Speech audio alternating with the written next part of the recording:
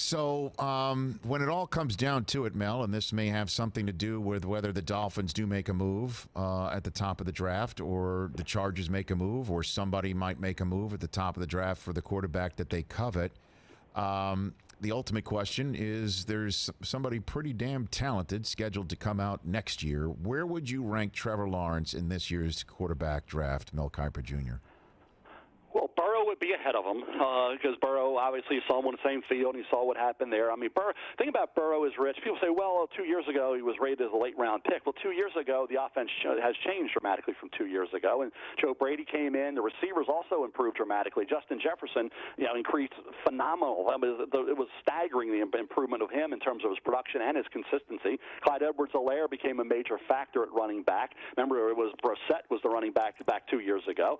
So it was a different situation entirely, and to go and play the way he did without one game where he left that game thinking, boy, is he really that good? There was never a game like that. He was over 71% in every game but the championship game. He was at 63-3 there. After that struggling start, he got it together, and you saw what happened. 5 touchdowns, no picks.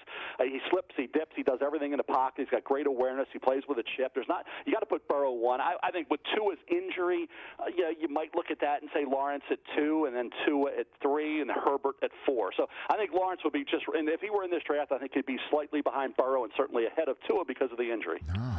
Yeah, I thought you'd say Trevor Lawrence, no question about it, no stuttering. But Burrow's that special, huh? When it comes down to it? It is. It's tough. It's impossible, Rich, to overlook his greatness this year. And when you go and look at the competition he faced, and think about this, the pressure he was under to get the Heisman Trophy and then have to go out and all eyes on you, expectations through the roof. This was championship or bust for LSU. Okay?